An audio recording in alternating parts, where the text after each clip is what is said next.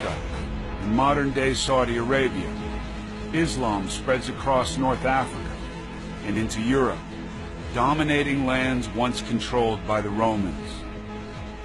A new civilization reaches into Spain and builds a new city. Cordoba.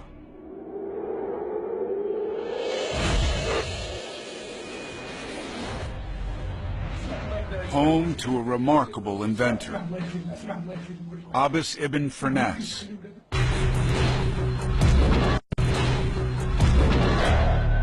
Astronomer, engineer, inventor. He's invented a water clock, a planetarium, a magnifying glass. Now he'll risk his life for a new invention. 1,000 years before the Wright brothers, he wants to fly.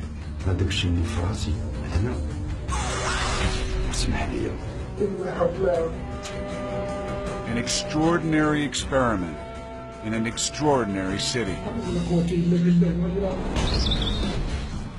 Cordoba is home to 500,000 Muslims, Christians, and Jews.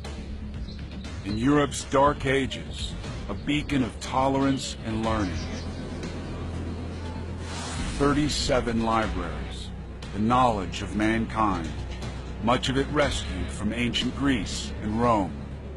What one wonders about is if Islamic scientists had not played this role of nursemaid to science, how would we have gotten here?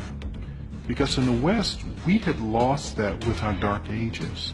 How would science have survived in the West if it had not been for the Islamic scholars? Arabs take a great leap forward in astronomy, engineering, medicine.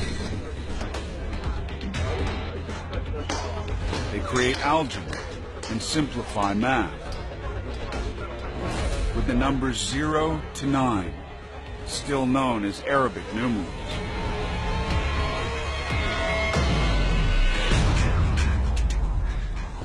Ibn Firnas is fascinated by the laws of flight and has built his own flying machine.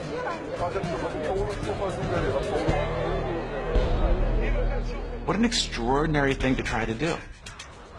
This crazy guy was willing to jump off a building to improve the state of human knowledge.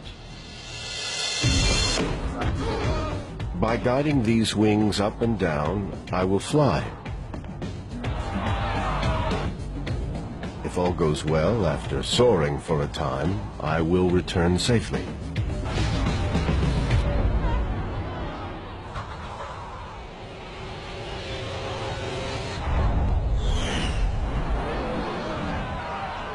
Accounts of the time report.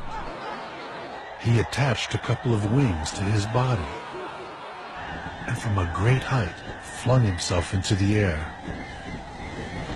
He flew a considerable distance, as if he had been a bird. But without a tail, he can't control his descent.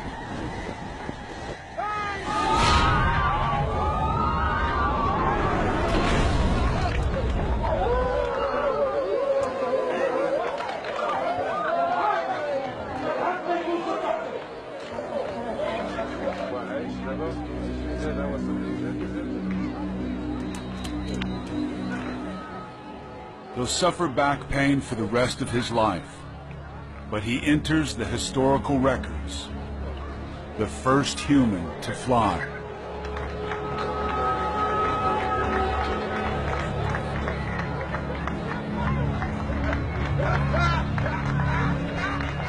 This willingness to risk life and limb for knowledge is one of the things that has really brought humans to where we are today. We wouldn't be here if people weren't constantly willing to push and experiment and really risk everything just for a hunch.